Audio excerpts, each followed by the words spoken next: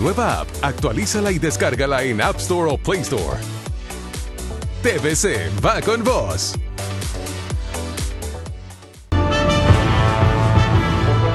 Desde el Centro de Noticias en Televicentro, para Honduras y el mundo, a continuación el foro líder de la televisión en Honduras. Frente a frente, con Renato Álvarez. Hoy vamos a debatir con él. Aparece en pantalla. No se autorizó la compra por el Consejo Directivo. No existe contrato de la compra de los hospitales. Las órdenes de compra fueron emitidas por la empresa Elmed Medical cuando debieron ser emitidas por Invest Honduras e incluir todas las condiciones básicas del contrato con el detalle y descripción del bien, requisito que no se cumplen. Se pagó el 100% del valor de los hospitales. Ya dice el artículo 76 de las disposiciones generales del presupuesto que los contratos de obra pública son del 15% del monto del contrato. No existe garantía de cumplimiento, siendo un requisito establecido en la Ley de Compras y Contrataciones del Estado en su artículo 100. No se ha emitido el correspondiente acuerdo de aprobación de la compra por parte del presidente de la República o el comisionado especial de la emergencia de la pandemia por la COVID-19. No se ha presentado al Consejo Directivo comunicación realizada a los entes contralores dentro de los 10 días hábiles siguientes a la compra. Se ejecutaron fondos sin la correspondiente partida presupuestaria, utilizando los fondos que eran para el fideicomiso de infraestructura vial, violentando la ley orgánica del presupuesto, artículo 38 de la Ley de Compras y Contrataciones del Estado en su artículo 27. No conformidades, dice esto que les he leído, en la contratación pública de los 7 hospitales y plantas de tratamiento de residuos hospitalarios. Todo esto vamos a debatir hoy en Frente a Frente con distinguidos invitados. Va a estar el Comisionado Nacional de los Derechos Humanos y a partir de esto que he leído, Gabriel Andino, ¿cuál es la pregunta que tenemos en Frente a Frente? Buenos días, licenciado, buenos días a nuestros televidentes. De inmediato le damos a conocer el tema de este martes para que pueda participar a través de nuestras redes sociales. Y es una pregunta: ¿cuáles son las razones para que ese desaduanaje de los hospitales móviles se haya convertido en un proceso extremadamente engorroso? La consulta que trasladamos para que participe a través de nuestras redes certificadas @frenteafrentehn en Twitter y Facebook. Muy bien, Gabriela, ahí está, bien clarita la pregunta, bien clara la pregunta. ¿Cuáles son las razones para que ese desaduanaje de los hospitales móviles se haya convertido en un proceso extremadamente engorroso? ¿Qué cree usted? ¿Hedores de pura corrupción o qué? Vamos a la pausa y enseguida venimos con el debate. Frente a Frente presentó el tema del... Le repetimos el tema de este martes para que participe con nosotros. ¿Cuáles son las razones para que ese desaduanaje de los hospitales móviles se haya convertido en un proceso extremadamente engorroso? @frenteafrentehn en nuestras cuentas en redes sociales. Agradezco la presencia en el programa del abogado Gustavo Solórzano, gerente de asesoría legal del Consejo Hondureño de la Empresa Privada. ¿Qué tal, abogado? Muy bien, Renato, muchas gracias por el espacio. El COEP sigue en el Consejo Directivo de Invest. Así es, esa es nuestra responsabilidad y vamos a seguir ahí hasta que se pueda tener total transparencia de cómo se han utilizado los recursos destinados para la emergencia. También en los estudios de Televicentro, en la ciudad de San Pedro Sula, el agente aduanero, consultor en comercio exterior y máster en administración de negocio, don José Raúl López, a quien saludo. ¿Qué tal, José Raúl? Muy buenos días, licenciado Renato. Muchas gracias por haberme invitado a su programa. Es un placer para mí estar aquí. Un saludo a mi compañero panelista y a todo el teleauditorio. Y más adelante estará el Comisionado Nacional de los Derechos Humanos, Roberto Herrera Cáceres. Bueno, pudiésemos responder primariamente a esa interrogante que tenemos, Gustavo. Claro. Y De hecho, creo que usted va a sustentar sus respuestas en función del material que trae. Vamos. Así es, y muchas gracias por el espacio. Bueno, hoy la pregunta creo que es bastante puntual. ¿Por qué no se ha desaduanado? Ya prácticamente son 4 meses desde que se compraron los primeros hospitales. Y a la fecha, hoy lo que nos encontramos es de que todavía faltan algunos documentos, como ser la factura original que tuvo que haber sido emitida desde el momento que se realizó esta compra millonaria de los hospitales a la empresa del Med Medical Systems. Así que esa es la respuesta, Renato. Todavía 4 meses después no se cuentan con los documentos originales. Se está esperando de que los mismos vengan por vía aérea, ¿verdad?, a través de DHL para el día de mañana miércoles. Y esa es la causa principal por la cual la administración aduanera a este momento no ha permitido desaduanar estos hospitales que ya han generado bastante expectativa en la población. Y eso es inaudito, general. Gustavo.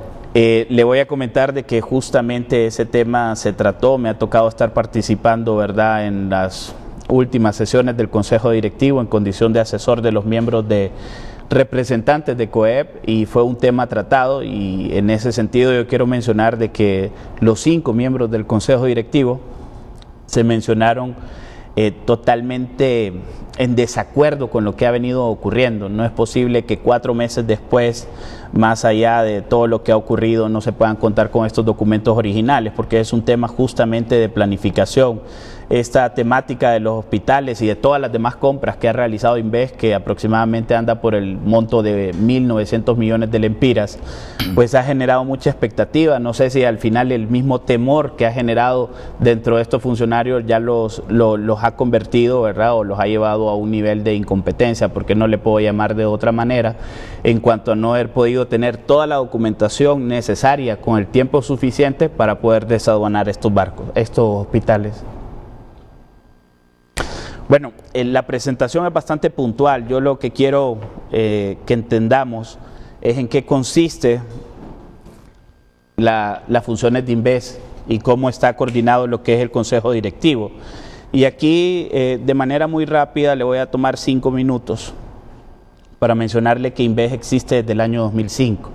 Nace como parte de la cuenta de Desafío del Milenio. De hecho, su ley es la cuenta de Desafío del Milenio, y nace como una institución en aquel momento adscrita al despacho de la presidencia. Hoy es parte de la Secretaría de Coordinación General de Gobierno. Posteriormente, Inves se declara de manera ya indefinida, según decreto legislativo 16-2017, del 30 de junio del 2017, en donde ya MCA Honduras pasa a ser Inversiones Estratégicas Honduras, o conocida también InvesH. Desde que nace MCA Honduras y hoy Inves, pues tiene como órganos de gobierno 2, el Consejo Directivo, y también tiene como órgano de gobierno a lo que es el director ejecutivo. Sin embargo, es muy importante resaltar, Renato y pueblo hondureño, de que Inves, dentro de la administración pública, es una institución desconcentrada, es decir, que depende del gobierno central. Sin embargo, es atípica porque tiene un consejo directivo que es donde emanan todas las directrices. Y al final el Consejo Directivo pues está integrado en este momento por la Secretaría de Coordinación General de Gobierno, la Secretaría de Estado en el Despacho de Finanzas, también por la Secretaría de Desarrollo Económico, y tiene 2 representantes de conformidad con la ley de los 4 observadores que tienen que estar. Sin embargo, como un acuerdo interno de estos 4 representantes, se acordó de que todos iban a estar participando en el Consejo Directivo. ¿Quiénes son estos? Bueno, CNA, que ya sabemos nosotros desde el mes de abril, si mal no recuerdo, pues anunció su retiro del Consejo Directivo. FONAC, que todavía continúa, el COEP, que todavía continúa, y FOPRIDE. ¿Por qué? Porque FOPRIDE era quien presidía en su momento el Consejo Consultivo de la Estrategia de la Reducción de la Pobreza. Entonces, esa es la conformación del Consejo Directivo. Cuando estaba CNA y cuando estaba FOPRIDE, pues eran 4 representantes de sociedad civil y 3 de gobierno. En este momento son 3 de gobierno y 2 representantes de la sociedad civil. Esta lámina es muy importante. ¿Por qué? Porque aquí se establece con claridad cuáles son las atribuciones del Consejo Directivo y de la Dirección Ejecutiva. Recordemos que la autorización de las compras se hizo a Inves Inves es la institucionalidad como tal. No se autorizó al director ejecutivo de Inves a ir a realizar compras, se autorizó a la institución como tal. Y esa institución tiene su propia ley, y esa ley, ¿qué es lo que manda?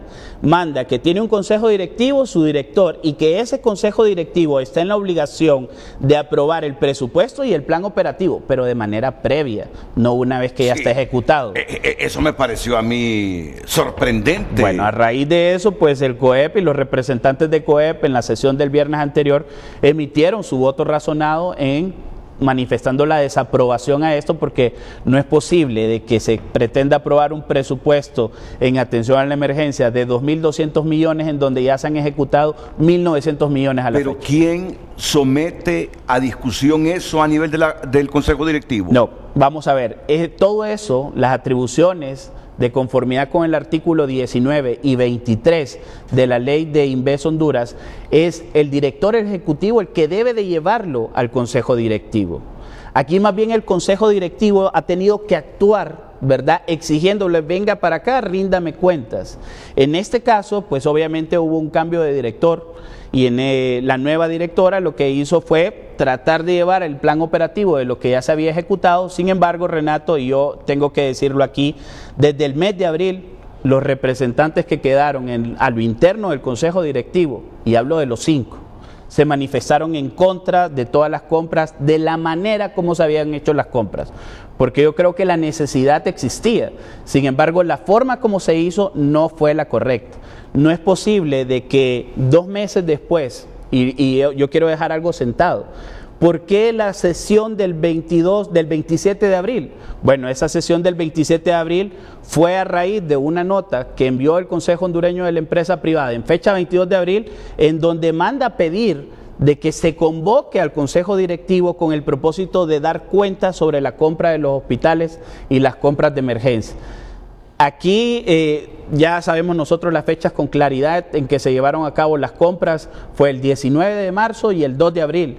Y toda la noticia de la compra de los hospitales se vuelve pública, y ayer lo estuvimos haciendo todo ese monitoreo, hasta fecha 15 de abril, lo que levantó las alertas de todos los que somos representantes en el Consejo Directivo de Inves. Y eso es lo que motivó a la sesión. En esa sesión, ¿qué fue lo que ocurrió, Renato? En esa sesión, pues lo que pasó fue de que se le ordenó al director ejecutivo contratar de inmediato una auditoría se pidió una auditoría forense. Sin embargo, se decidió contratar una auditoría de cumplimiento financiero y legal, que a la fecha todavía no se contrata, hace 2 meses. Y también en ese momento, en esa sesión, fue que se dijo, separan las compras en atención a la emergencia. Sin embargo, ya a ese momento se habían desarrollado, devengado cerca de 1.969 millones de lempiras en las compras relacionadas a lo que son los hospitales, equipo de bioseguridad, que ya usted en su programa también lo ha discutido en otras ocasiones, el tema de kits de pruebas rápidas de PCR, y así otras cuestiones relacionadas con tratamientos, laboratorio de virología, etcétera, pero era una erogación ya de 1.900 millones. ¿Qué fecha? Esto fue hasta el 27 de abril, en donde se pararon todas las compras. El presupuesto para la emergencia de lo que tenía destinado Inves H era de 2.181 millones de lempiras. Y a esa fecha ya se habían gastado 1.900 millones. Ejecutado 1.969 millones. A partir de ese momento se dejan de ejecutar compras por parte de Inves Honduras. Sin embargo, volvemos a la misma situación. Se pide todo esto, se paran las compras, pero todavía teníamos el problema.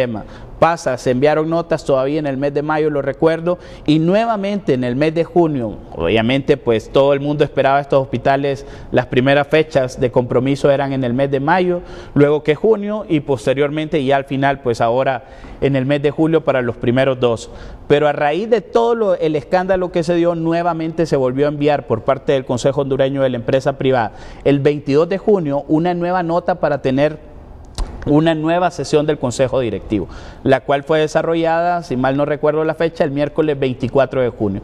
En esa sesión, la directriz, ¿verdad?, y yo quiero mencionarlo, ya aquí ya era totalmente inapropiada la conducta del director ejecutivo, y eso fue lo que se discutió y fue donde se tomó la decisión de desaprobar la conducta administrativa del director sin culparlo si era culpable o no era culpable, pero lo que se estaba juzgando es: como un gerente lo hiciste mal y por lo tanto tenés tu consecuencia, y la consecuencia fue recomendar al presidente de la República la destitución del abogado Marco Bográn. Eso fue lo que se trató en esa sesión. Posteriormente, pues ya sabemos nosotros de que el abogado Marco, al tener noticia de la recomendación, pues decidió presentar su renuncia al presidente, y ahí el consejo directivo le correspondió pues el nombramiento de una nueva persona para que asumiera el cargo. Pero lo que no entiendo, cómo el jueves o el viernes sometieron a discusión y al proceso de aprobación de ese presupuesto y de lo que ya se había ejecutado. Claro que sí, y se lo explico de la siguiente manera, Renato. Mire, aquí hay un problema, y usted lo leía en esas no conformidades que nosotros hemos venido sacando, y sí me gustaría volverlas a colocar ahí en pantalla. ¿Por qué razón? Porque en una de las no conformidades que usted leía justamente se menciona de que se han ejecutado fondos sin la correspondiente partida presupuestaria. Entonces aquí hay un tema bastante delicado. ¿Por qué razón? Porque cualquier funcionario público, para poder ejecutar un Lempira, yo tengo que tener ese Lempira acreditado por la Secretaría de Finanzas. La Secretaría de Finanzas nunca hizo transferencia de los recursos, por eso es que hemos visto a la secretaria de Estado en el despacho de Finanzas decir de que ella no había hecho, de que no tiene responsabilidad, y de hecho así es. ¿Por qué? Porque si Finanzas no hace la transferencia, no cuenta con la disponibilidad presupuestaria, y por lo tanto, en materia administrativa yo no puedo ejecutar ningún tipo de gasto si no cuento con el respaldo. ¿Qué se hizo? Prácticamente lo que se hizo fue un préstamo de los recursos que maneja Inves para poder pagar todo lo del tema de la emergencia. Entonces hoy estamos en ese gran problema de que para que Finanzas devuelva ese dinero tiene que haber la justificación legal. Sin embargo, tampoco era la manera de presentar ya un plan operativo para que se apruebe ex post, porque ya está totalmente ejecutado.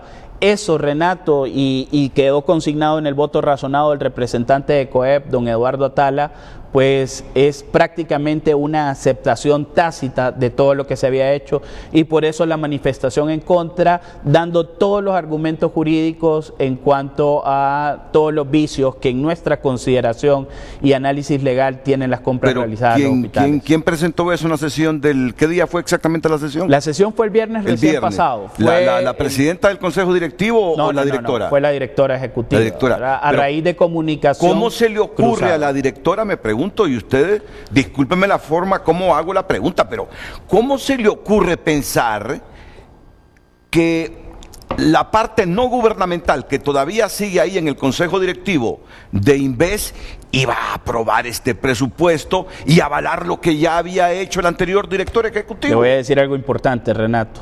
Bueno, el tema fue tratado al final. Ella tendrá sus consideraciones, entiendo de que fue por un cruce de oficios con la Secretaría de Finanzas, y la interpretación a esos oficios es que había que aprobarlo. Sin embargo, a ese voto razonado que presentó COEP por escrito, que era de 3 páginas, se aprobó por unanimidad.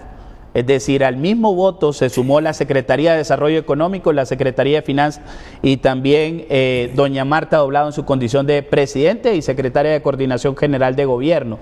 También así el FONAC. Entonces, por unanimidad se decidió de que era totalmente improcedente aprobar un plan operativo cuando ya todo el dinero se había ejecutado. Pero yo diría, sin conocer a la señora Evelyn Bautista, ni dudar de sus méritos, ni poner en duda su honorabilidad, pero pareciera que les puso una trampa. Que este consejo directivo avale el presupuesto y todas las ejecutorias de Marco Bográn, el anterior. ¿Cómo no pasó por su cabeza que no iba a encontrar votos a favor de ese presupuesto, incluyendo las ejecutorias de Marco Bográn, con toda la controversia que existe e irregularidades en las compras que se han hecho? Pues ese es el punto, el tema fue tratado, ella tendrá sus justificaciones. Yo lo que sí quiero dejar muy claro es que en cada una de las participaciones que ha tenido el Consejo Hondureño de la empresa privada, en el Consejo Directivo, se ha actuado con suma responsabilidad, se ha ido siempre de manera preparada, se ha ido con una posición escrita y al final ha tenido eco la justificación, porque a los consejos directivos como órganos colegiados es muy importante dejar, es un órgano de dirección, no es un órgano de administración. El que administra justamente es el director ejecutivo, pero el director ejecutivo, para tener una sana administración, tiene que informar a su consejo directivo para que todo eso vaya. Al final, bueno, se sometió a este tema y yo creo que ahí tuvimos la respuesta que provocó que es una decisión en contra de lo que se había propuesto por unanimidad de votos. Gustavo, estas compras, según este informe que veo de ustedes elaborado por el COER, está lleno o preñado de un montón de irregularidades.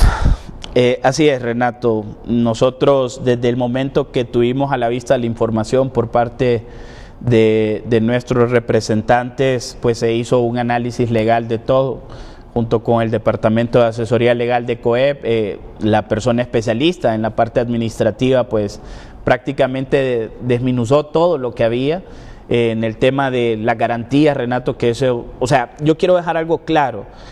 Cuando hablamos de contratación directa, el paso que me omite es tener que hacer la ruta larga de las licitaciones, pero eso no me exime de los demás compromisos legales que nacen de la ley. Yo necesito un contrato. Se pueden emitir órdenes de compra, pero la orden de compra no puede sustituir el contrato escrito en materia administrativa. No puedo sustituir lo que es el tema de las garantías, en este caso la garantía de cumplimiento, que debe de venir acompañada junto con la compra. No podemos, Renato, porque no lo manda la ley, el hacer anticipo del 100%. Lo más que se puede llegar a anticipar, justamente por los problemas que tenemos hoy, es hasta un 15%, porque no es, y lo digo ya esto a nivel de abogado, cuando a uno lo buscan, no es lo mismo ir a recuperar el 100% que un 15% de algo que se prometió o que se obligó una persona a entregar.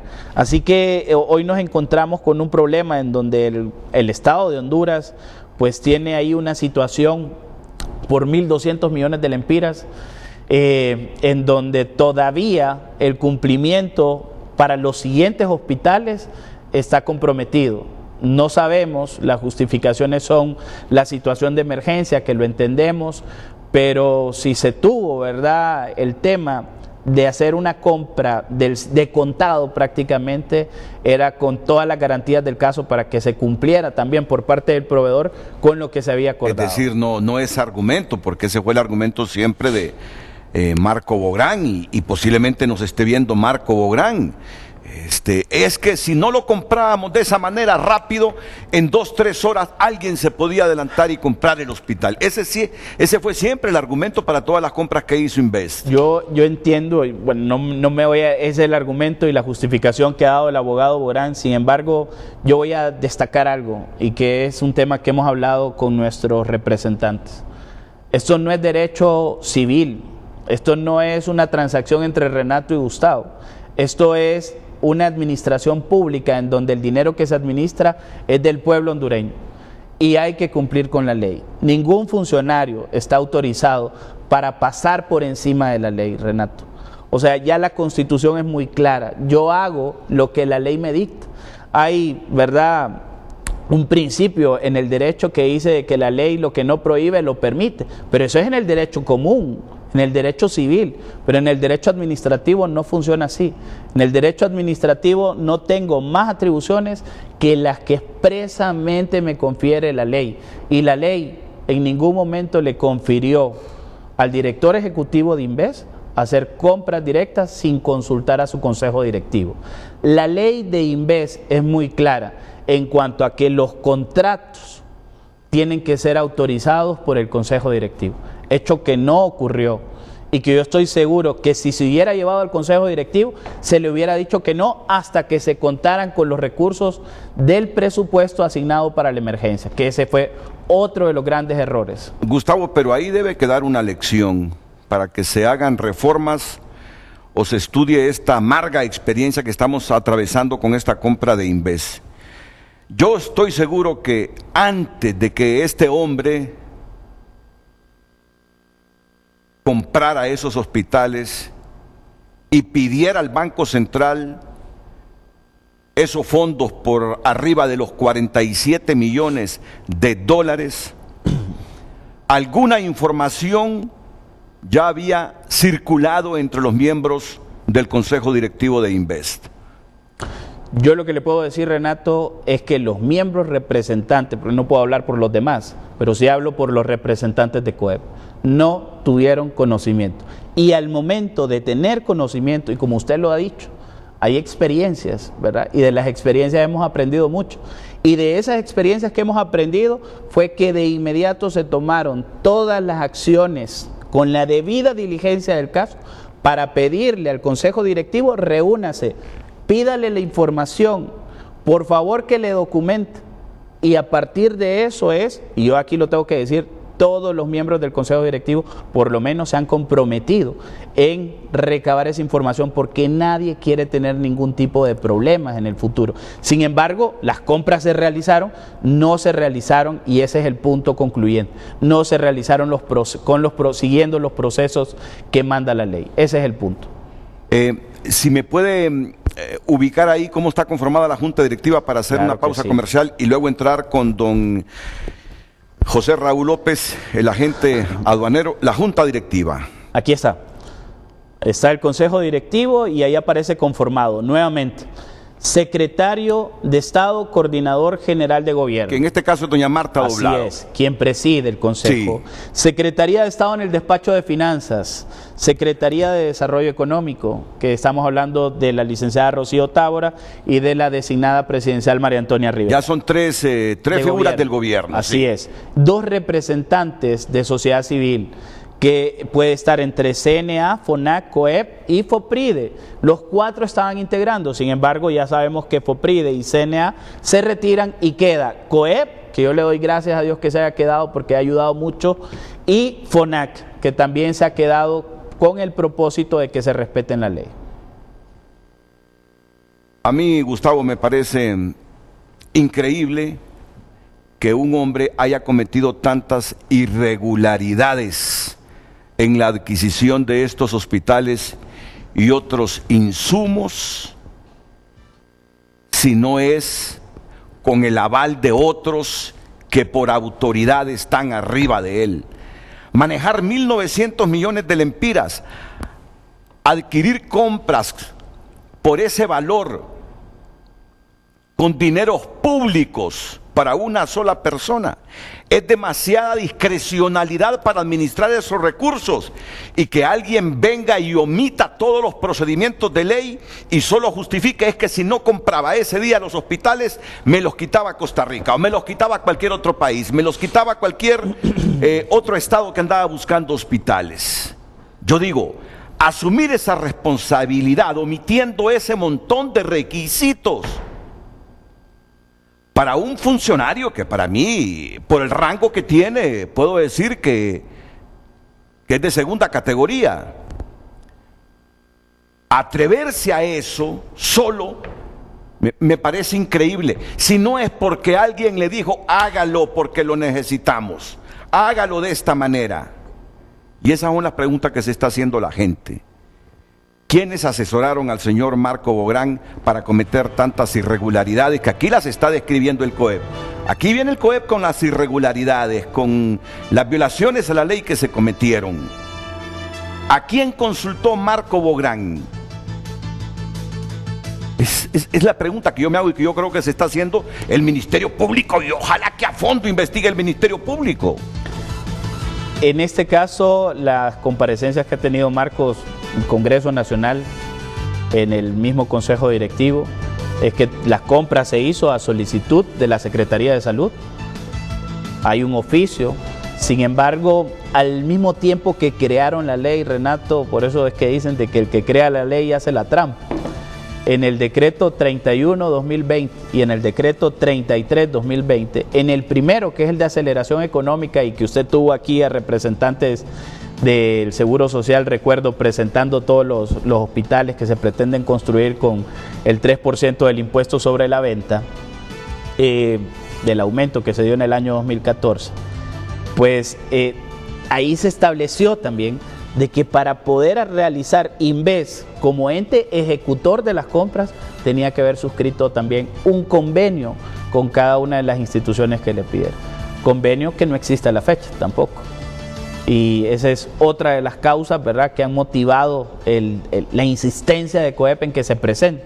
Cada nota que mandamos a pedirle información, pero no es con el propósito de hacerle daño a nadie, es con el propósito que las cosas se aclaren. Yo, en este sentido, la decisión de las autoridades del COEP es que hay que rendirle cuentas al pueblo hondureño de esto. La pregunta que usted se hace, pues son respuestas que tiene que dar Marco Bográn. Y le quiero decir algo, yo se lo pregunté directamente a la secretaria de Salud, Alba Consuelo Flores.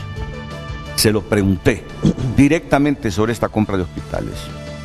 ¿Y sabe la respuesta que me dio ella? No, yo tuve las reservas de esos hospitales que iban a comprar. Y aquí están los documentos de mis reservas. Y me apoyó en esa idea la representante de la OPS. Y desde ese momento la representante de la OPS le cayó mal a algunos funcionarios del gobierno. Respuesta de la ministra de Salud. Yo tuve mis reservas cuando me mostraron esos hospitales de esa compra que se iba a hacer. Entonces, ¿qué funcionario de salud firmó eso? Le voy a dar otro punto interesante. Tribunal Superior de Cuentas. Hace un par de días, pues obviamente el tribunal ha venido actuando de manera concurrente, por eso nosotros también lo señalamos ahí en las no conformidades, porque la ley de compras y contrataciones del Estado manda, no es que si es opcional, manda a tener que dar comunicación de las compras que se realizan dentro de los 10 días hábiles siguientes al Tribunal Superior de Cuentas. El tribunal ha venido haciendo auditorías concurrentes en relación con todas las demás compras. Sin embargo, en atención a este tema específico de los hospitales, como no tuvo la documentación a mano, no pudo acompañar en la compra, lo que ha dicho o lo que está preparando es una investigación o una auditoría especial, en donde recomendó, pero son recomendaciones de carácter obligatorio, a Inves y a CESAL conformar una comisión. Y la CESAL, pues entiendo de que al final, no sé si habrán nombrado los representantes, pero tenían sus reservas también de nombrar los representantes. Ahora, no es un tema también de tener que escurrirse la responsabilidad, porque al final estos hospitales que se han comprado, que esperemos que todos estén completos, yo creo que por lo menos ese es nuestro anhelo, porque a pesar de las irregularidades. Ya el tema de las irregularidades es algo por el que van a tener que responder los funcionarios, pero es dinero que está invertido y no consiste, no ganamos nada, pueblo hondureño, con tener que ir a un tribunal arbitral. Si ya se compraron, pues instalémoslos y hagámoslos funcionar, Renato. Es un bien público y ese bien público nos pertenece a todos nosotros. Que no estamos de acuerdo con la forma como se adquirieron es otro asunto, pero es un bien público que quien lo va a administrar es la Secretaría de Salud. Así que la Secretaría de Salud también es importante de que coloque las personas para que puedan auditar si se tuvieron sus reservas. Bueno, ya se compraron, ahora inspeccionémoslos y yo creo que la responsabilidad de cada quien es decir, ¿son o no son aptos también?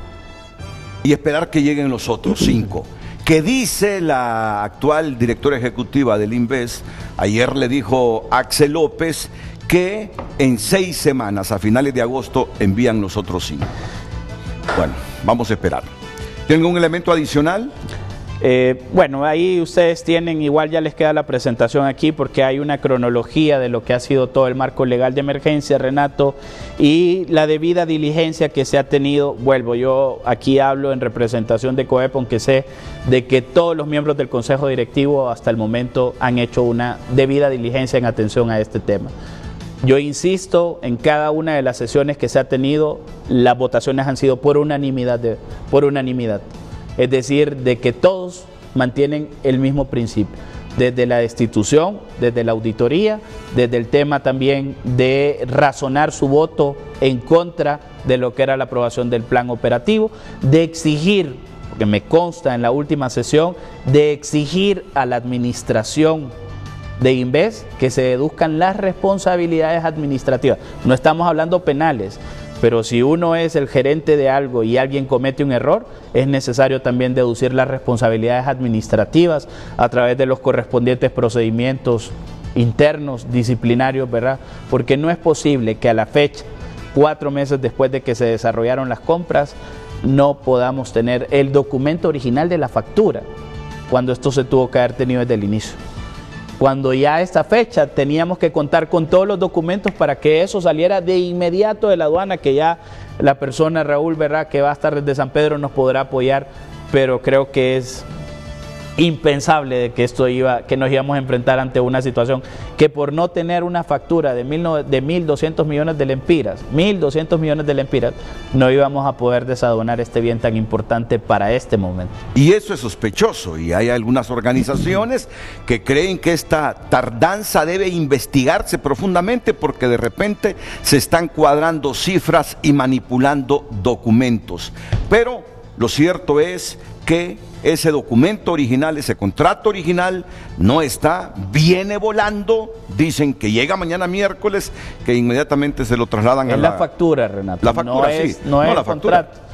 Sí, la factura, ese es otro tema que nosotros hemos señalado, porque al final cuando uno hace cuántas especificaciones, todos aquí hemos visto en los medios de comunicación la orden de compra.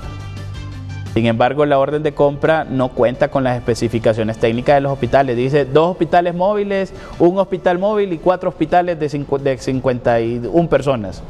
Y uno de los requisitos que manda el reglamento de la Ley de Compras y Contrataciones del Estado es que la orden de compra debe de tener todo el detalle del bien que se adquiere, elemento que no está. Aquí lo único que sabemos es que se compraron 3 hospitales de 91 camas y 4 hospitales de 51 camas. Y ya le define cuáles son las unidades de cuidados intensivos y un poco, ¿verdad?, de lo que puede llegar a tener en cuanto a un lugar, a un laboratorio de rayos X, etcétera, pero no hay detalle de qué tipo de máquinas son los rayos X, qué tipo de camas son las que se adquirieron. Esos temas sí son muy importantes de que también se puedan especificar en el contrato. José Raúl López, agente aduanero, consultor en comercio exterior y máster en administración de negocios, nos valora todo esto que está ocurriendo allá para el desaduanaje de estos hospitales en la empresa nacional portuaria en Puerto Cortés. Después de la pausa comercial.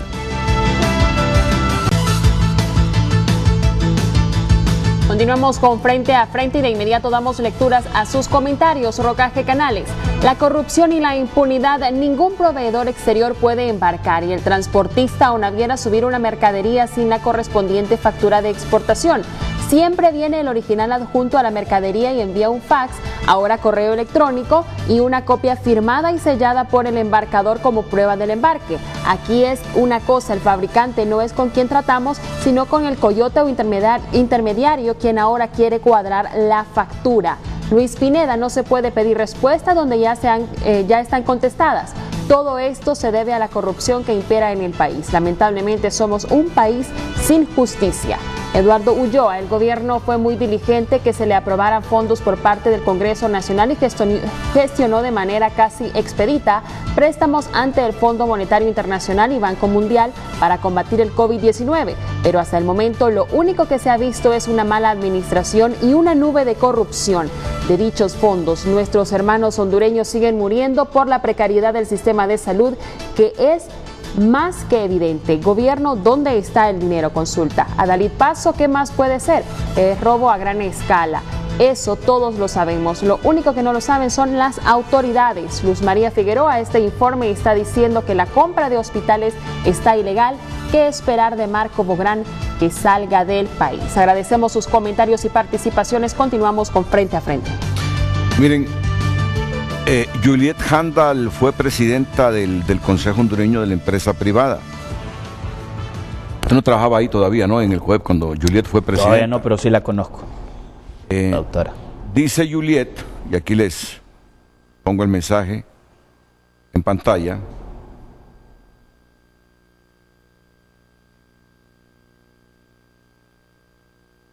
Bien.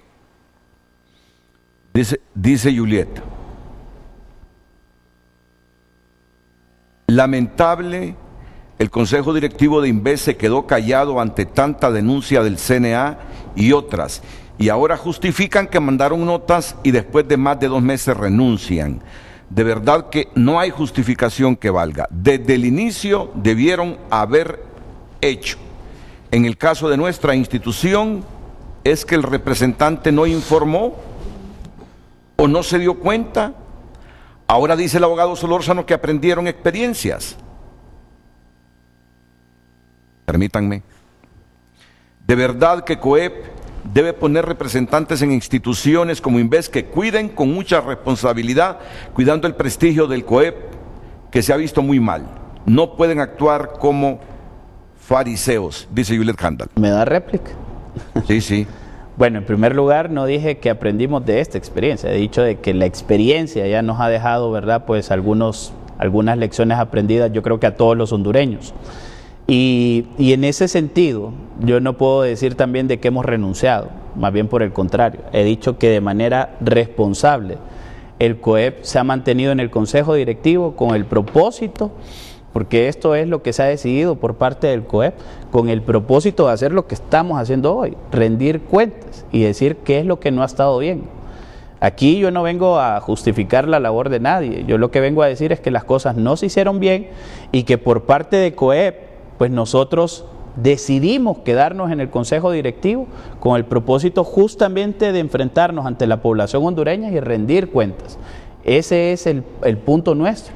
Los representantes en los distintos consejos directivos de COEP son elegidos, ¿verdad?, por la Junta Directiva, por el presidente, con el propósito que representen de manera digna a una institución con credibilidad, como lo es el Consejo Hondureño de la Empresa Privada. Y esa es la razón. Respeto el comentario, pero no lo comparto. En ningún momento, pues yo creo que si estuviéramos apegados o hubiéramos participado de esto, no estuviéramos hoy aquí, Renato. Hoy lo que estamos aquí más bien es diciéndole a la población qué es lo que ha ocurrido y qué es lo que se ha hecho desde adentro, tratando de resolver el problema y no desde afuera criticando, sino tratando de construir en realidad la transparencia que merecemos los hondureños. Eso es lo que estamos haciendo hoy aquí. Claro, y aquí hay muchas preguntas. Estos hospitales fueron aprobados por el Consejo de Ministros, Gustavo, ¿recuerda? Pues el Consejo de Ministros lo que ha aprobado es una serie de PCMs, no he visto, y lo digo desde el punto de vista legal porque tenemos todo el seguimiento de los distintos acuerdos ejecutivos que se han emitido, no he visto una resolución de Consejo de Ministros en donde se apruebe y salga publicado en la Gaceta la compra de los hospitales. Eso no existe. Es que yo escuché a Eval Díaz diciendo ayer eso, que estos hospitales se aprobaron en Consejo de Ministros. Pues si lo discutieron fue algún tema, pero de la manera como estructuraron los proyectos de decreto fue de manera general en el sentido de aprobar la contratación directa de bienes y suministros en atención a la emergencia. Pero ningún decreto, ningún PCM ni ningún decreto legislativo en atención a lo que ha sido la emergencia establece la compra de hospitales. Vamos con el señor José Raúl López, ya les dije que es agente aduanero, consultor en comercio exterior y máster en administración de negocios. Señor José Raúl López, de nuevo muchas gracias por atender nuestra invitación. ¿Qué valoraciones hace usted sobre el proceso de estos hospitales que vinieron la semana anterior en 78 contenedores en un barco con procedencia de Turquía?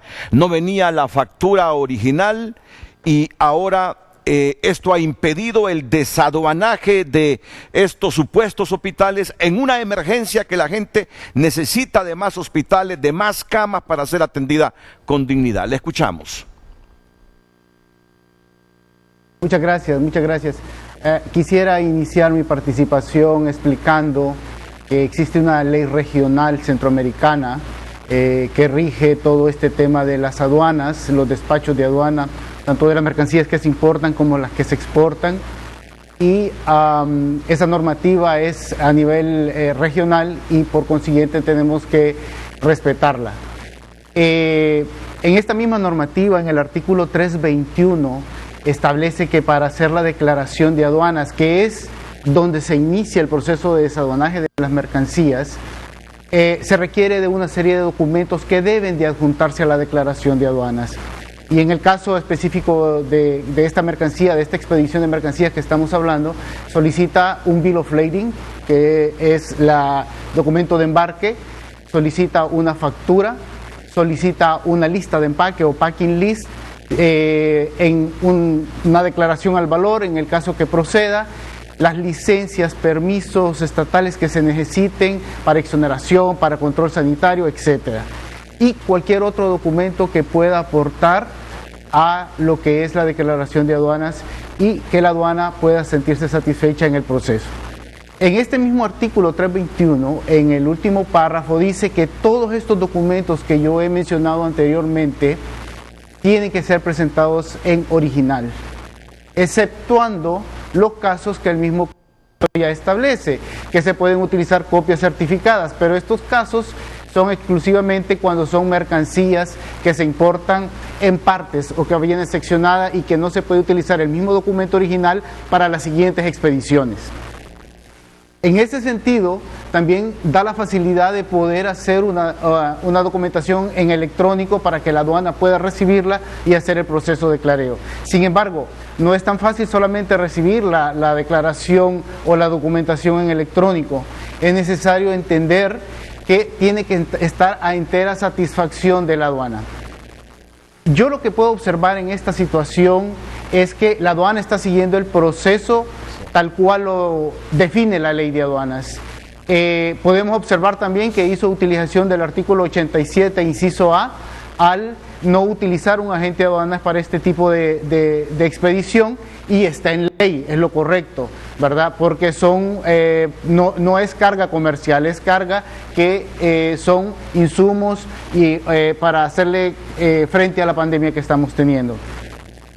Basado en esto, me gustaría a mí definir que la aduana es un ente independiente y que por consiguiente es el único que tiene la potestad aduanera de poder tomar decisiones al momento de la importación de las mercancías. ¿Qué ha sucedido?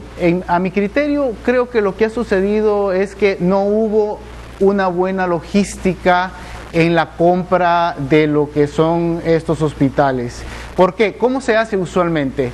Usualmente el comprador se pone de acuerdo con el suplidor o exportador y se hace algo que se llama sincronización de tiempos a la importación. ¿Qué significa esto? Hago una ruta crítica para ver cuánto se va a tardar la expedición en alta mar, cuál es su fecha de llegada al puerto y cuánto me van a demorar los documentos desde el país que está embarcándome el suplidor hasta lo que es Honduras. Entonces, cuando usted tiene ya determinado y sincronizado los tiempos, la lógica dice, una vez que el buque está zarpando en ese mismo día o antes de ese día, usted puede tener una orden de parte del exportador para que envíe la documentación original a destino. ¿Para qué? Para que el comprador, en este caso, pueda hacer la función ante la aduana o ante su agente de aduanas. En este caso no hay agente de aduanas, va a ser una declaración de oficio, pero el comprador pueda presentarse a la aduana y proveer todos los elementos, toda la documentación, antes de que el buque atraque. ¿Para qué? Para facilitar el proceso de importación de las aduanas. Esa es la forma correcta de hacerlo, así lo hacen todas las empresas cuando hablamos de importaciones fuera del continente o al otro lado del globo. Esa usualmente es la lógica de la logística que se tiene que utilizar. Yo puedo creer que la aduana está haciendo uso de su potestad, está en ley de poderlo hacer, porque hay otros factores también que tienen influencia en esta situación. Esta carga tiene características. La primera, no es una carga comercial. Segundo, esta carga se volvió de interés nacional, porque ya no es que simplemente va a ser un proceso de aduana. ¿Por qué? Porque hay indicios de corrupción. ¿Qué pasa cuando hay indicios de corrupción? Para la aduana, para la administración de aduanas, se volvió de alto riesgo y por consiguiente la aduana tiene que utilizar todo el procedimiento, tiene que ser minucioso al momento de hacer la declaración de aduanas, sin la cual no puede estar satisfecha la aduana para poder darle levante o salida de las mercancías.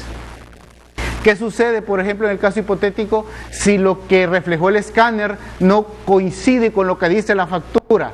Entonces, ¿cómo la aduana va a poder hacer el proceso de desaduanaje si no tiene una factura con qué comparar, contra qué chequear si vino o no vino? La pregunta es, ¿qué pasaría entonces si faltó una cama?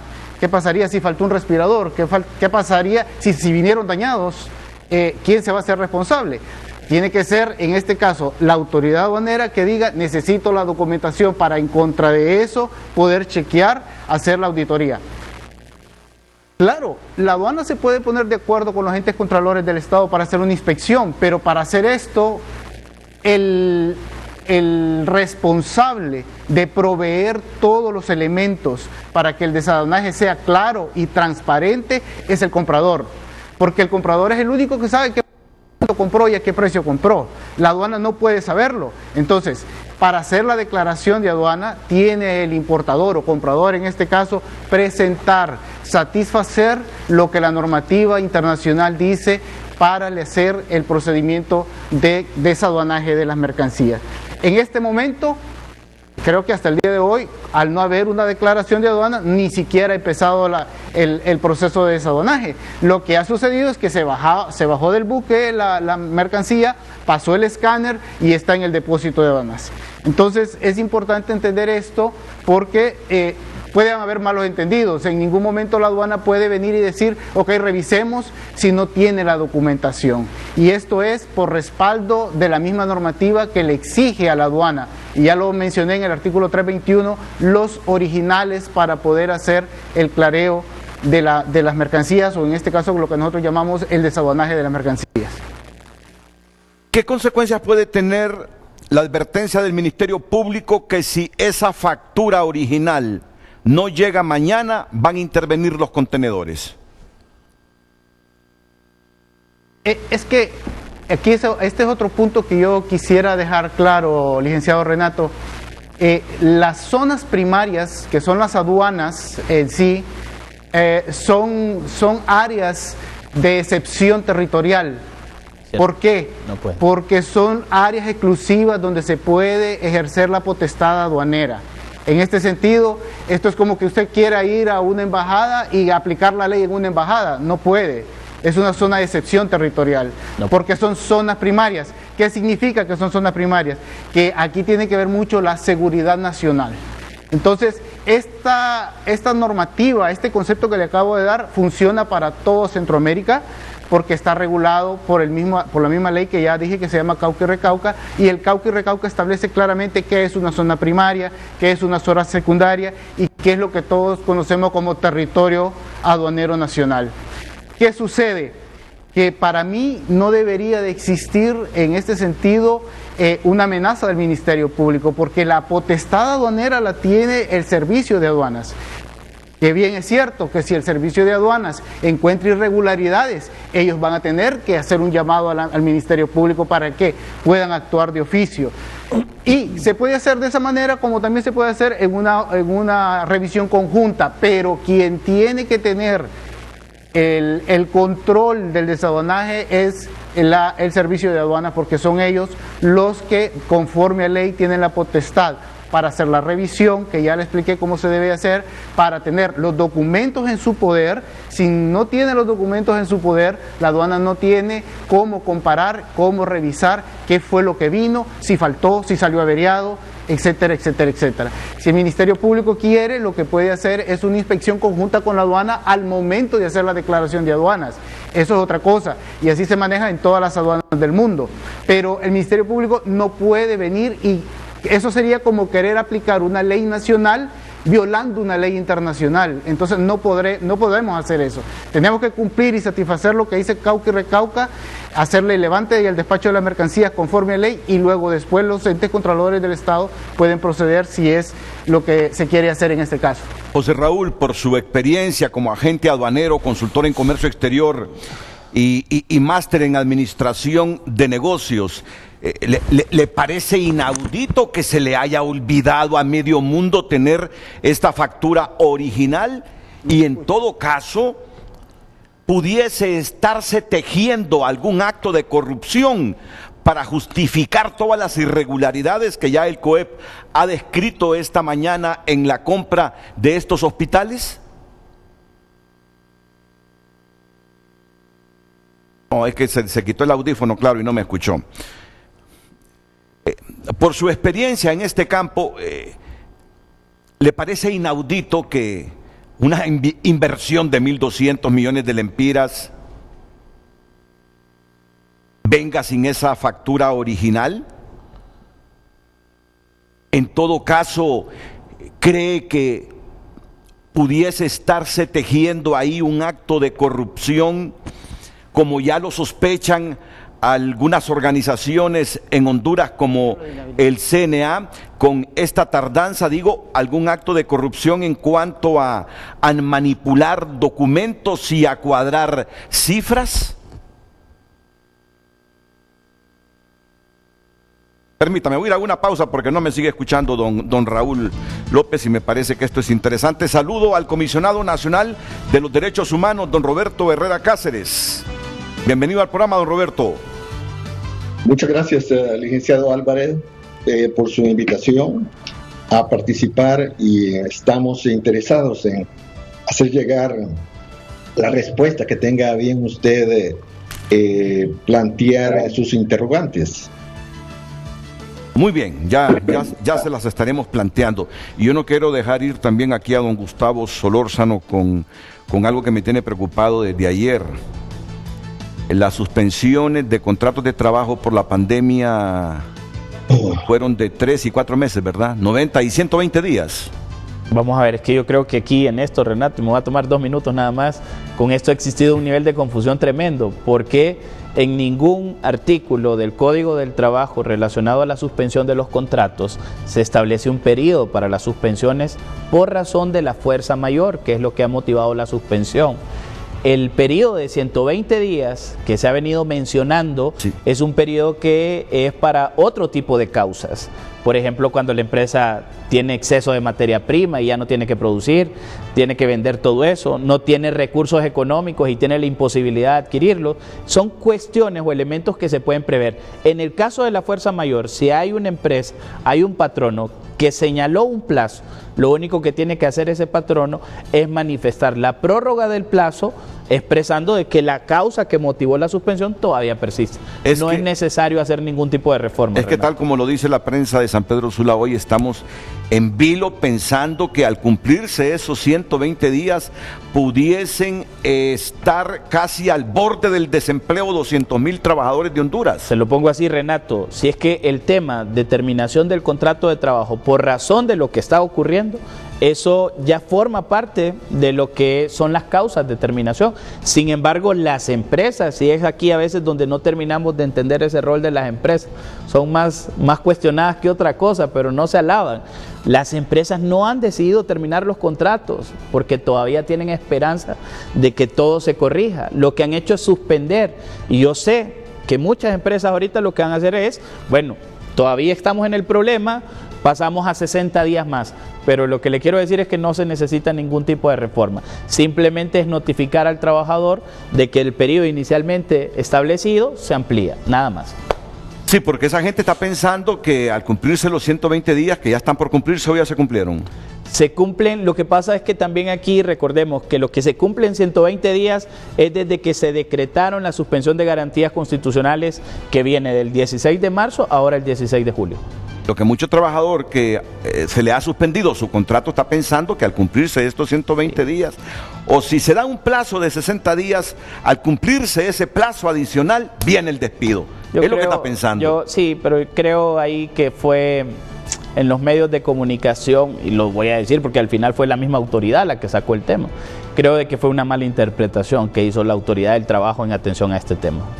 Sí, que más bien lo que ha generado, y se lo digo porque recibo día a día consultas tanto de empresas como también de trabajadores de empresas en cuanto a qué hacer, y toca estar aclarando este tema, y de igual manera no es un tema que sea una posición de COEP. Yo ayer pude ver en los noticiarios a muchos abogados expertos en derecho laboral que comparten la opinión también del sector privado en este sentido. O sea que es una bocanada de oxígeno para Claro todos que los sí. trabajadores.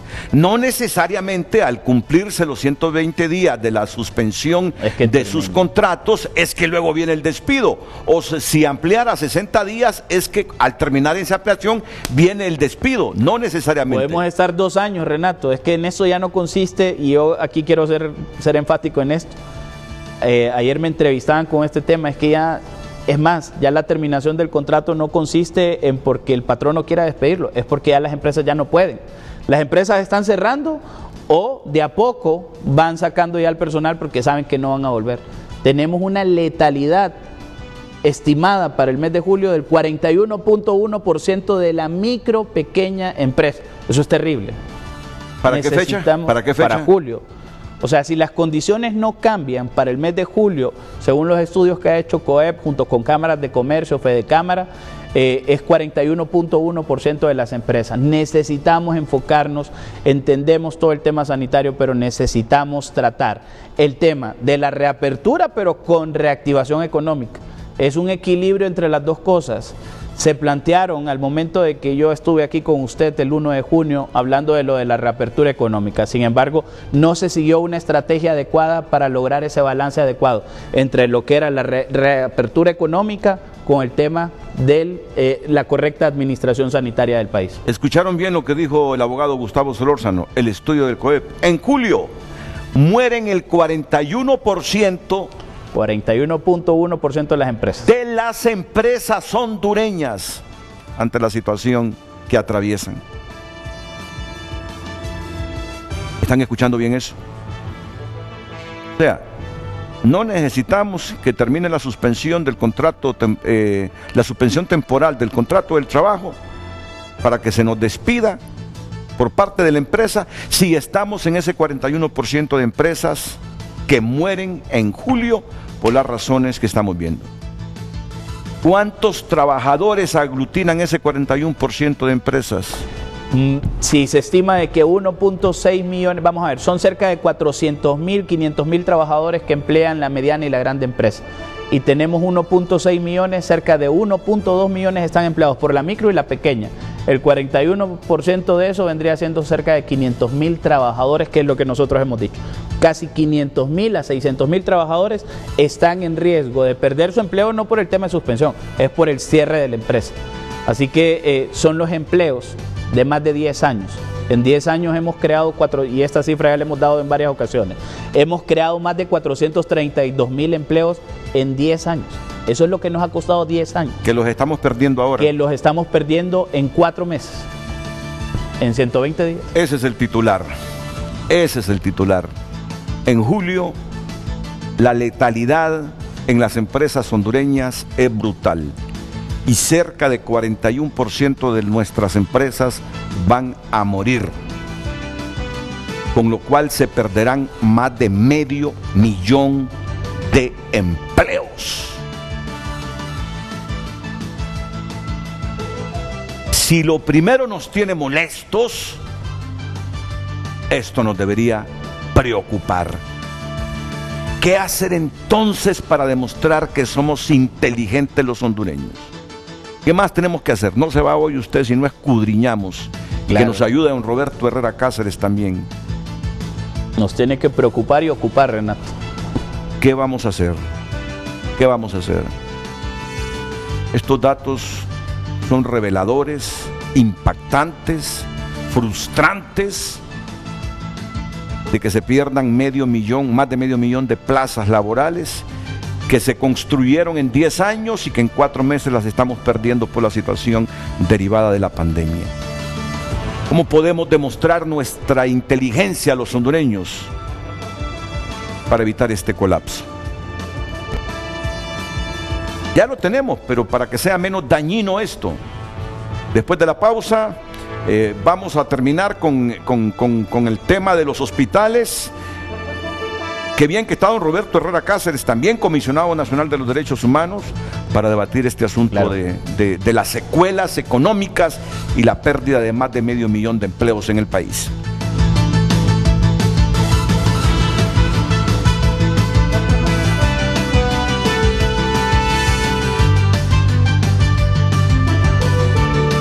Ok, antes de entrar con don Roberto Herrera Cáceres, José Raúl López, ¿cree usted que la tardanza con esta factura original, que nos parece de hecho algo inaudito por lo que usted nos ha narrado esta mañana, cuál es el proceso aduanero y que también nos anticipaba Gustavo Solórzano, ¿cree usted que haya la posibilidad de que se esté tejiendo un acto de corrupción para cuadrar en números con esta tardanza para tener la factura en mención y el desaduanaje de esos hospitales y que se comiencen a instalar? Licenciado Renato, mire, de acuerdo a mi experiencia, yo creo que esto resultaría un poco difícil porque son muchos ítems. Imagínense todo lo que viene en un hospital, ¿va? Los cables, los conectores, las computadoras, etcétera, etcétera. Asumo yo que eso podría andar entre 2.000, 3.000 ítems. Y cuando me refiero a ítems, me refiero a cada producto que se compró renglón por renglón. Sin embargo, creo que esa función precisamente es lo que la aduana quiere hacer, determinar que lo que se compró es lo correcto. Ahora bien, es importante que además de la factura venga un packing list o una lista de empaque detallando pieza por pieza qué fue lo que se compró y en qué parte de la expedición viene. Esto va a facilitar la auditoría, ¿verdad? Ya sea conjunta con los entes contralores del gobierno, y va a ser más transparente la compra, porque si la factura solamente dice que vienen 2 hospitales, resultaría un poco irrisorio creer que una factura solo puede decir vienen 2 hospitales al monto que se está manejando, ¿verdad? Que estamos hablando de muchos dólares. Yo creo en este caso que la autoridad aduanera va a solicitar también un packing list para poder hacer la auditoría sobre la factura y los bienes y mercancías que vienen en esta expedición y poder hacer transparente el proceso. En cuanto a si hay corrupción o podría haber corrupción, yo pienso que no lo sé, eso no lo podría decir yo porque, como le digo, esa es la parte que el comprador maneja. Sería cambiar cosa de 2.000 ítems en 3 días. No lo sé, pero también hay formas que la aduana puede verificar que los precios son los correctos, que las cantidades son las correctas. Hay formas de averiguarlo, ¿verdad? Y esa es la especialidad que tiene la aduana para poder hacer este tipo de investigaciones, ya sea a posteriori o en este momento. Que dada la situación, creo que lo más lógico sería hacerlo a posteriori, porque pues nuestros compatriotas están muriendo, ¿verdad?, por no tener atención en los hospitales. Ese es mi comentario, licenciado. ¿Y qué nivel de independencia tiene nuestro sistema aduanero como para no dejarse manipular en función de intereses particulares, partidistas o gubernamentales? En Honduras, don José Raúl. Fíjese, licenciado, que esa es una muy buena pregunta. Yo tengo casi 28 años de ser agente de aduanas. Y en estos 28 años es primera vez que veo que la aduana está siguiendo un procedimiento tal cual lo dice la ley. El primer indicio que encuentro yo es ese de haber desaparecido los servicios de la gente de aduanas para esta expedición. De hecho, creo que en el presupuesto de operación de este desaduanaje deben restarse, si están contemplados esos costos, deben restarse porque ya no van a ser erogados por el Estado, ya no se le va a pagar a un agente de aduana ni a su empresa para hacer la internación de estas mercancías. Ahí tenemos que volar ojo también, hay que ver qué va a suceder con ese presupuesto de operación en esta importación. La aduana ha venido cambiando y eso es bueno para Honduras. Claro, no a la perfección, han habido en todo proceso de mejora continua, hay problemas. Sin embargo, creo que hemos llegado todavía, y nos falta un poquito más, pero hemos llegado a un momento en el que la aduana está siendo más científica, la aduana está siendo un poco más beligerante, más responsable de lo que tiene que hacer. Y el hecho es lo que estamos viendo, ahorita. La aduana está solicitando, haciendo uso de su potestad aduanera y dice, ok, yo hago el despacho, pero necesito la documentación. que la documentación no estuvo a tiempo porque hubo mala planificación o no hubo planificación en la logística por parte del comprador, que es el único que sabe lo que compró, eso es otra cosa. Pero la aduana está cumpliendo su potestad conforme a la ley y la ley le faculta para hacer lo que está haciendo. Igual, creo que como funcionarios públicos ellos están sujetos a que el Ministerio Público también los pueda investigar, pero creo que precisamente por eso es que ellos se están apegando a la ley, porque temen que esta expedición que viene con indicios de corrupción los vaya a salpicar. Y yo creo que esa es parte de cuidarse a ellos mismos, como así lo percibo yo desde afuera, no sé si estoy equivocado, cuidarse como funcionarios de que no vayan a cometer un error en los procedimientos aduaneros que después les repercuta de regreso a ellos en una acción incorrecta, ¿va? Así lo veo yo, porque sí están siguiendo al pie de la letra el procedimiento de aduanas. Muchas gracias, don Raúl. Solo hay una factura sin un desglose de lo que viene en los 78 contenedores. Ustedes tienen copia de todo eso, ¿no? Bueno, nosotros tenemos copia de lo que se ha presentado. Todavía de la factura, pues es nada más una factura. Yo comparto lo que dice el amigo Raúl, ¿verdad? Porque lo que tiene que haber es una descripción completa. Y también considero que lo que está haciendo la administración aduanera está pegada a ley.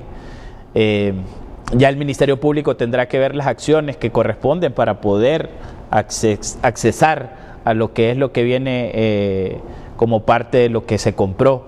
Pero es lamentable ese punto, que una compra que representa, que estos dos hospitales representan 15 millones de dólares más o menos, Renato, pueblo hondureño, y que no tengamos una descripción completa, detallada de lo que viene o de lo que se adquirió.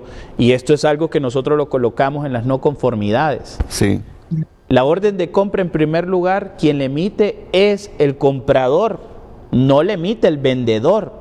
En administración pública es el comprador, porque es el comprador el que dice qué quiere y cómo lo quiere. Y sin embargo, ese nivel de detalle no existe. Solamente sabemos que compramos 2 hospitales móviles de 91 camas con tantas unidades de cuidados intensivos y tenemos una serie de imágenes, ¿verdad?, que más o menos describen qué es lo que se compró, pero no hay un nivel de detalle. Gracias, Gustavo. Recuerde que vamos a ampliar ese asunto del tema económico y las repercusiones que está teniendo todo esto y la advertencia que hacen ustedes que la letalidad en las empresas hondureñas ya en julio podría ser de un 41% de todas nuestras empresas, dejándonos sin trabajo a más de 500,000 de hondureños. Situación compleja. Yo le pregunto al ombudsman hondureño, al Comisionado Nacional de los Derechos Humanos, una pregunta puntual y con todo respeto, ¿verdad? Lo digo, para una respuesta puntual. ¿Qué rol desempeña el Comisionado Nacional de los Derechos Humanos? ¿Qué le delega el Estado de Honduras a esa figura del ombudsman? Cuando tenemos un escenario como este que estamos viviendo ahora mismo, con esos hospitales que no se desaduanan porque no viene la factura original y donde se consignan un montón de denuncias sobre irregularidades en esa compra. ¿Cuál es el papel que debe hacer el CONADE, el comisionado, en una situación como esta? Don Roberto, adelante, buenos días de nuevo. Sí, muy buenos días. Nosotros, como Institución Nacional de Derechos Humanos, tenemos que velar por todo lo que ocurre, la problemática de derechos humanos en todo el territorio nacional, especialmente en tiempos de pandemia y epidemia como las que vivimos. No estamos únicamente trabajando sobre problemas puntuales de naturaleza, sobre todo de carácter investigativo. Estamos tratando de trabajar por salvar vidas y por el hecho de salvar la salud de todas las personas en Honduras. En este sentido, tenemos que estar informados de todo lo que está ocurriendo, porque en relación con la problemática específica que usted señala, también debemos velar porque las autoridades cumplan con sus respectivas atribuciones y funciones, de tal manera de que no se entorpezca la lucha prioritaria por la salud y la vida de los habitantes. Este es el punto que nosotros estamos viendo. Siempre hemos dicho que todas las actividades de investigación que se llevan a cabo tanto por organizaciones de sociedad civil como por parte del Ministerio Público, para nosotros nos merecen el mayor respeto y deben conducirse con celeridad. Pero al mismo tiempo nosotros seguimos atendiendo una infinidad de problemas que se plantean y que tienen que ver con otras prioridades fundamentales de Honduras, que las abarcan a todas esas, como es lo que el director general de la Organización Mundial de la Salud señaló como el problema mayor que el COVID mismo, que es la división nacional, que nos paraliza en una acción de mayor contundencia en contra del aumento exponencial del COVID-19, que nos está causando tantos lamentables estragos entre nuestra población y ocasionando el sufrimiento de nuestras familias.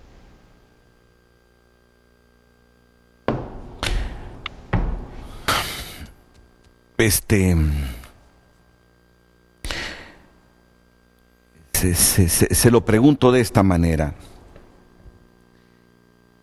En esta situación que vivimos ahora mismo, yo sé que ustedes no son ADE, sé que no son Ministerio Público, sé que no son CNA,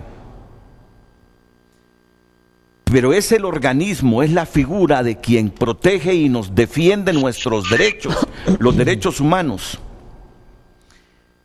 No puede jugar un rol más beligerante el CONADE en una situación como esta que nos tiene desde hace ya varios días sumergidos en el debate, la desesperación, frustración, enojo, aclaraciones sobre estos 1.200 millones de lempiras invertidos en estos hospitales, que solo llegan 2, y sobre los cuales hay un resto de sospechas, 5 que no han llegado todavía, y la gente desesperada por un espacio digno, porque los que hay ya están, los hospitales están saturados ya de personas enfermas del COVID-19. Quizá mi pregunta es en función de esta situación que veo en el país ahora mismo con la gente enferma, comisionado. Por eso le pregunto, ¿puede el CONADE ser más beligerante, presionar más desde la institucionalidad, a manera que los que están señalados digan más de lo que dicen, o estimular a la autoridad que investiga en función de seguir con valentía indagando qué es lo que ha ocurrido? Pues es importante que usted tenga presente que nosotros fuimos los primeros en pronunciarnos sobre la recomendación que hicimos en relación con la suspensión del funcionario, el director de Invest, por mientras se seguían las investigaciones y sin perjuicio de su derecho a la presunción de inocencia. El Comisionado Nacional de los Derechos Humanos tomó una posición que me gustaría que usted también reconociera, porque esto impulsó una serie de decisiones colaterales. Nosotros damos seguimiento a esta situación, y en cuanto a la pregunta específica que usted plantea en este momento, y sobre lo cual se ha dicho tanto que mañana se presenta la factura, como la advertencia que ha hecho y que a nosotros nos parece correcta del Ministerio Público de poder realizar una intervención en caso de que ese fuera el argumento para no desaduanar estos hospitales que son tan prolongadamente esperados por parte de personas que necesitan atención a su vida, a su salud. En este sentido, quisiera precisar lo siguiente. Honduras es formalmente un Estado democrático de derecho. Ese Estado democrático de derecho está vigente aún en tiempos de crisis. se tienen que seguir todas las reglas que establece en el mismo. Pero en tiempos de pandemia, como es el caso que estamos viviendo, y tal como también lo señala la Corte Interamericana de Derechos Humanos, es necesario dar especial énfasis a la obligación del Estado de garantizar la atención oportuna y la atención adecuada al derecho humano a la vida y a la salud de todas las personas sin discriminación alguna. Por consiguiente, es obligación del Estado en sus tres poderes y en toda la institucionalidad pública a darle la prioridad al derecho a la salud y a la vida, y todo el mundo sabe lo que la expansión, la propagación exponencial del virus ha ocasionado, con centenares de muertos y miles de personas sufriendo esta enfermedad. Por consiguiente, el Estado tiene la responsabilidad de que estos hospitales y los otros estén ya funcionando. Como usted decía, y ahí estaba su conclusión, sabemos qué es lo que no se ha hecho. La pregunta fundamental es qué es lo que vamos a hacer. Y ahorita lo que vamos a hacer se puede resolver si terminamos con la división nacional que hay, si terminamos con ese espacio que estamos dejando para que ese virus continúe afectando el cuerpo social de la nación. Y ese es el punto que me parece clave y que nosotros hemos señalado como el prioritario, sin menoscabo de que las investigaciones y que las rendiciones de cuentas sigan por su lado. Pero nosotros tenemos que ir al rescate de las vidas de nuestros compatriotas, tenemos que ir a evitar el sufrimiento de las familias hondureñas. Muchas gracias, don Roberto. Continúe en línea porque ahora venimos con un puntito clave. Que 500,000 de hondureños pierdan su empleo a raíz de lo que está sucediendo con nuestras empresas. Ya la ha descrito aquí don Gustavo Solórzano, que la letalidad ya en el mes de julio de nuestras empresas va a ser de un 41%. Es decir, van a morir el 41% de nuestras... 4 de cada 10 empresas. Empresas jurídicas, 4 de cada 10 empresas, más de 500,000 de personas que quedarán, yo diría que quedaremos sin trabajo porque nunca se sabe, ¿verdad, Gustavo? 75% de pobres, 3 de cada 4 hondureños podemos llegar a nivel de pobreza.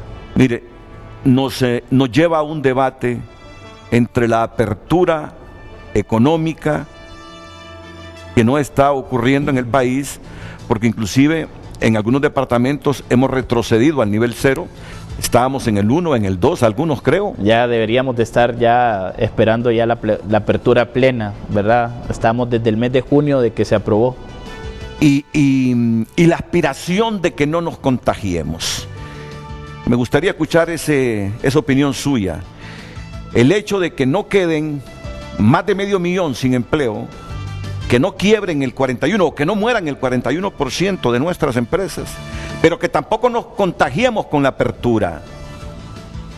¿Qué opinión tiene el Comisionado Nacional de los Derechos Humanos? Se lo consultaremos a Gustavo Solórzano. Nos puede dar la opinión también, como un hondureño, José Raúl López. Y solo termino este segmento con estas valoraciones que me hace un empresario hondureño, que me dice: buenos días, aduana debe pedir la póliza de exportación del país de origen. Ahí se declara el precio con el que se exportó, el detalle de lo que se exportó. No es difícil. Aduana lo hace todos los días cuando sospecha subvaluaciones. 30 segundos, Raúl López, ¿coincide? Totalmente de acuerdo. Ese es uno de los procedimientos que estila hacer la aduana. Definitivamente. Y hay otro también, el seguro de las mercancías. Ese podría ser otro factor que se podría considerar para corroborar el valor de las mercancías, ¿verdad? El seguro y el Cheaper Export Declaration que llaman, que es la póliza de exportación en el país del suplidor. Totalmente de acuerdo. Muy bien, muchas gracias. Después de la pausa, retroceder en la reapertura económica para que no haya más contagios o tolerar la muerte del 41% de nuestras empresas y la pérdida de más de 500,000 de empleos. ¿Para dónde agarramos? ¿Qué hacemos? ¿Cómo solucionar esto ya de inmediato? Sé que no es fácil, pero por lo menos escuchar opiniones para buscar las mejores decisiones es válido. Después de los consejos. Ya volvemos con Frente a Frente gracias a Diunsa. Te trae el verdadero 2x1. Diunsa, lo mejor para comprar.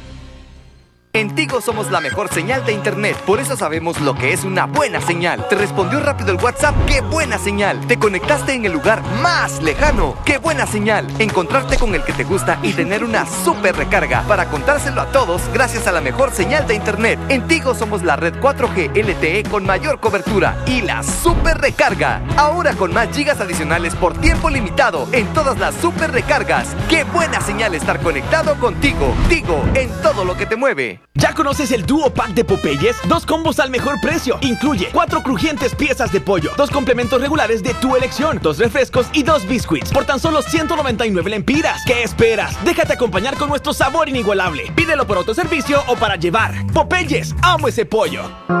Tras el confinamiento, el e-commerce se convierte en una oportunidad única para que los comercios mantengan sus ventas activas y para que los clientes puedan comprar de manera segura todos los productos que necesitan. Si eres una empresa con ventas en línea y quieres potenciar tus ingresos, te invitamos a conocer un evento único y revolucionario en el mercado hondureño este miércoles 15 de julio a las 10 de la mañana. Para tener acceso debes inscribirte al correo infodigital@televicentro.hn o a los WhatsApps 9477-7842 y 9849-3608. ¡Te esperamos! Las batallas más intensas de Canal 5 están en CineClick. Nichols secuestra y convierte en rehén a Ashley Smith, una madre soltera que lucha contra su adicción a la metanfetamina. Diagnosticado VIH positivo y con un pronóstico de 30 días de vida, Ron Woodruff toma AZT, un medicamento prohibido en aquella época.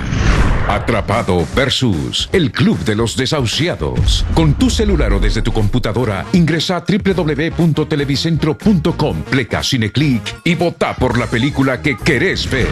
CineClick, sábado 9:30 p.m. por Canal 5, el líder. En el próximo episodio. Tengo miedo. Y va conmigo a donde sea que vaya. Salvaste a la única persona que podías salvar. No fallaste. Lo que hiciste requirió de muchísima fuerza. Voy a cortarlo y lo mandaré a patología.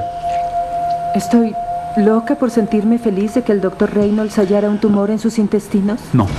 New Amsterdam, domingos, 7 de la noche, por Canal 5, el líder. Hoy en Tu Nota es presentado por Banco de Occidente. Apoyando al pequeño de hoy, hacemos el grande del mañana. TuNota.com es tu lugar en el mundo digital y estas son las informaciones que destacan. Después de hacer un recorrido nacional, ahora hacemos un recorrido por el mundo. Familiares abandonan anciano a orillas de la carretera y muere de deshidratación. Qué pena, en México sucedió esto. Mesera recibió millonaria propina por defender a familia de ataques racistas. Estados Unidos enfrenta nuevas protestas por otro video de un policía arrodillado sobre el cuello de un hombre en Pensilvania. Por el COVID-19, albañil se reinventa para alimentar a su familia, solo tenían tortillas con sal y limón para comer. Director de la OMS envía desalentador mensaje a las naciones del mundo. Estas y otras noticias puede ampliarlas ingresando a tunota.com, tu lugar en el mundo digital, y solo pincha ahí sobre cada titular y tiene la información completa. Por cortesía de Banco de Occidente, que le invita a descargar la aplicación de Banco de Occidente en su celular y hacer su día más fácil con Occidente en línea, Occidente móvil, consulta de saldo, pago de tarjetas de crédito, servicios públicos y privados en Banco de Occidente, sin salir de casita, ahí desde la aplicación. Banco de Occidente, apoyando al pequeño de hoy, hacemos el grande del mañana. Hoy en Tu Nota fue presentado por Banco de Occidente. Apoyando al pequeño de hoy, hacemos el grande del mañana.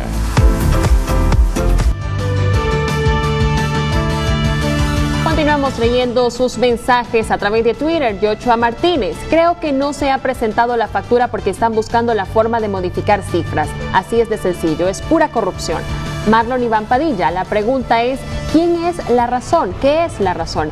Eso todos lo sabemos. El pseudo dictador es la razón, dice Henry Smith.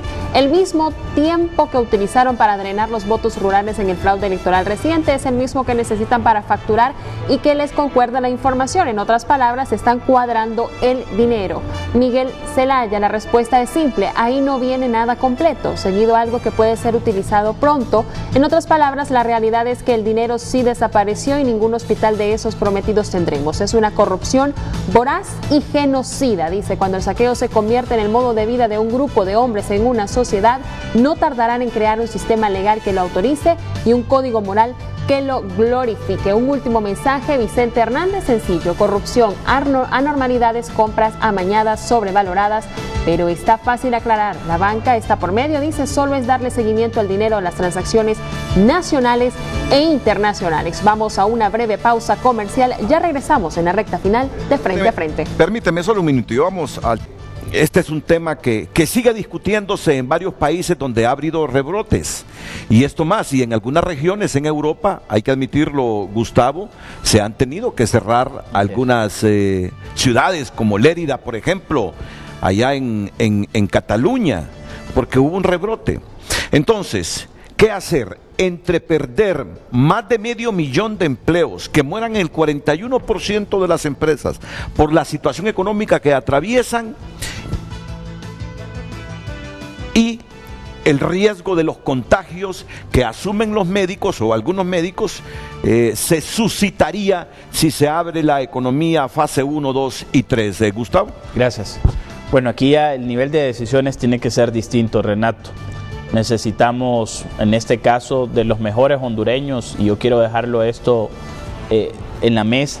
Necesitamos de las mejores personas, los profesionales hondureños, incluso que están en el extranjero, que se puedan sumar a esta lucha, porque es necesario comenzar a construir. Es necesario construir propuestas en favor de Honduras. ¿Por qué? Porque hoy estamos ante dos situaciones que usted muy bien las ha expuesto. Es el tema del riesgo sanitario que tenemos de contagiarnos, pero al mismo tiempo el riesgo que tenemos de perder los medios de vida para subsistir. Y ante esto lo único que queda es hacer propuestas. No es un tema de andar viendo a quién afecta o no afecta. Tenemos una realidad hoy. Y en esta realidad es necesario de que entendamos, por ejemplo, de que es o nos vamos a encontrar ante una situación totalmente distinta a la que vivíamos antes. Y a esto me refiero que no hemos hecho ni tan siquiera los cambios más elementales. Si vamos o partimos desde el gobierno de la República, ya llevamos 4 meses y uno de los planteamientos iniciales es reestructuren su presupuesto. Y hoy todavía continuamos contando con un presupuesto que ronda los 282,000 millones de lempiras, que para cubrirlo hemos tenido que buscar, ¿verdad?, el endeudamiento internacional. Y no se ha hecho una reducción, si bien sé que existen algunas instrucciones a las instituciones de reducir gasto, pero es necesario también que en esa herramienta pública de gestión, también esos 282,000 pueda verse reflejado en menos. Eso es importante, es parte de las primeras acciones. Yo creo que el gobierno debe predicar en este momento con el ejemplo. Desde los demás sectores, pues yo creo que hay que sumarnos. No podemos continuar con una división muy marcada en la sociedad. Las distintas instituciones que conformamos la sociedad civil y que representamos los distintos sectores de Honduras, tanto la parte económica como la parte social, lo científico, debemos de comenzar a colocar propuestas en las mesas y trabajarlas.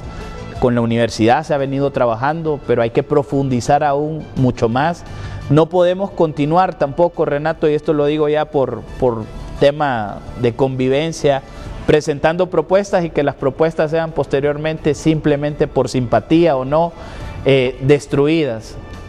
Necesitamos comenzar a tener una estrategia fiscal distinta a la que hemos venido manejando porque no estamos en condiciones iguales a las de antes. Claro. No podemos continuar con una carga tributaria del 18.3%, creo que es. Necesitamos generar niveles de competitividad en las empresas. Si bien estamos ante un problema, pero hay que ver qué es lo que se requiere para que dentro de ese problema las empresas se puedan transformar y ser competitivas. Necesitamos retomar temas que desde hace algún tiempo también nosotros hemos venido señalando.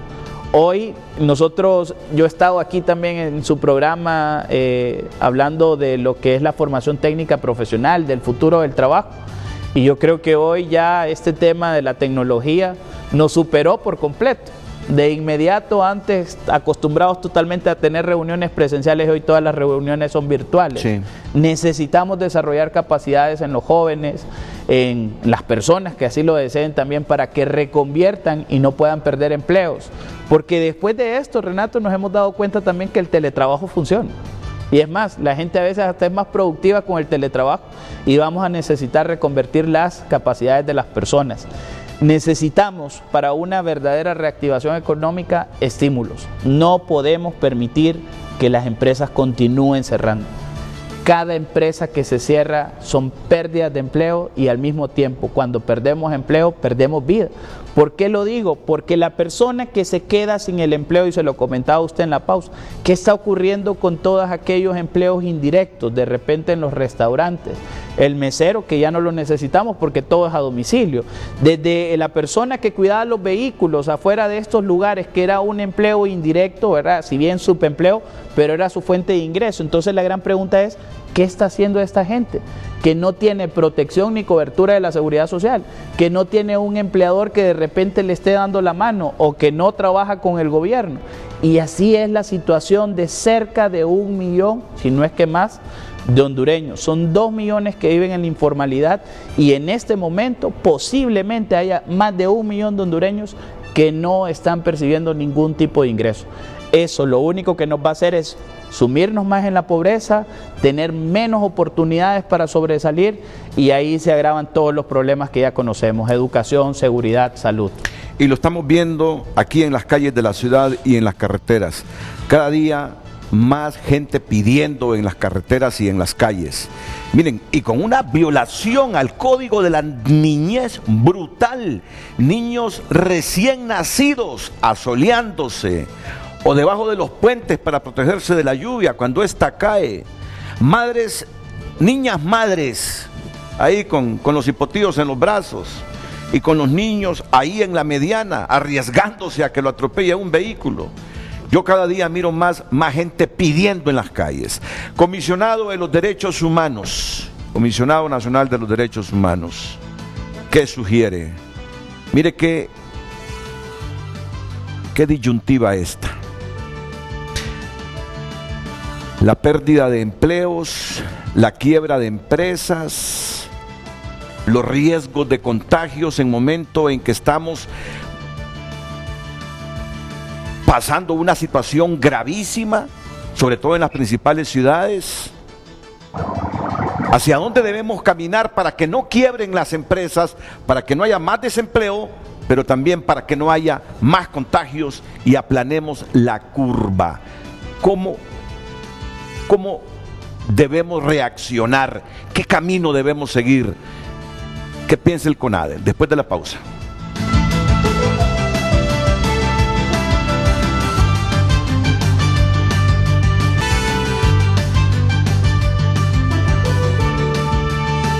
Don Roberto Herrera Cáceres, ombudsman hondureño, comisionado nacional de los derechos humanos, ¿cuál es la medida más inteligente entre el deseo de evitar más contagios, pero que tampoco quiebren tantas empresas como se nos está pronosticando y se pierdan miles y miles, más de 500,000 de empleos? Adelante. Sí, únicamente para terminar mi intervención anterior, agregarle que desde hace 2 semanas abrimos investigación de oficio en relación con los actos realizados por Invest, y desde este punto de vista nos pusimos ya en comunicación con la Fiscalía de Combate contra la Corrupción desde ese entonces. Paso a su pregunta. Nosotros consideramos y coincidimos también con el director general de la Organización Mundial de la Salud. El problema que tenemos en Honduras, el problema mayor de donde depende salir de la crisis y avanzar en una poscrisis verdaderamente más humanista y de desarrollo, es el tema de la división que existe en el seno del Estado y la sociedad. Esa disparidad de criterios que demuestra una falta de solidaridad nacional con el pueblo, una falta de conducción y de criterios únicos en la dirección de la manera de atacar al COVID-19 y al dengue. Desde este punto de vista, el punto fundamental es que esta convergencia de acciones se provoque de tal manera de que el gobierno convoque que los diferentes sectores, especialmente el sector gremial de salud, con sus personas, sus especialistas, y también el sector empresarial, el sector académico, de organizaciones no gubernamentales, puedan ser escuchados respetuosamente con el afán de rediseñar una estrategia efectiva con resultados que tengan impacto desde el nivel municipal, para venir cubriendo las realidades específicas, que tener una visión general que muchas veces es distante de esas realidades. Entonces, el punto fundamental está en una acción de encuentro inmediato. Mientras este problema siga persistiendo de la división en diferentes grupos con intereses diferentes y no lleguemos a una coordinación que se refleje en una voluntad de colaboración, no podremos encontrarle solución a ambas cosas. La prioridad siempre es salvar vidas y salvaguardar el goce efectivo del derecho a la salud hasta donde sea posible. En este sentido, tenemos que ver los otros derechos bajo una ponderación. Sin embargo, ambos tienen que irse conciliando. Por eso, a nivel mundial, a nivel internacional, a nivel americano y a nivel nacional, hemos venido pregonando la apertura gradual y progresiva que tiene que ver con la vigilancia epidemiológica y los resultados que se van logrando. En muchos países en el mundo se ha pasado en lo que se llama la focalización universal a una focalización más localizada.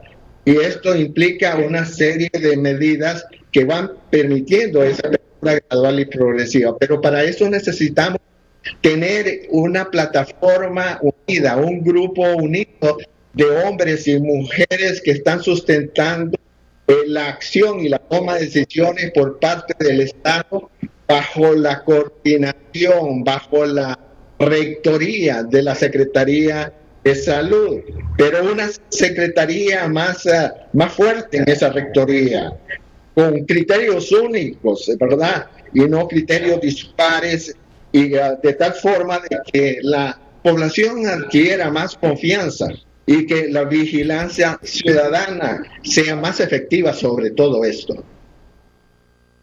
Muchas gracias, don Roberto Herrera Cáceres. Permítame ir a la última pausa comercial. Regreso para despedirme de todos los panelistas en San Pedro Sula, Tegucigalpa y Valle de Ángeles, porque entiendo que todavía no baja a la ciudad, don Roberto, o ya está en el CONADE, no, ya bajó a Tegucigalpa. Correcto, así es.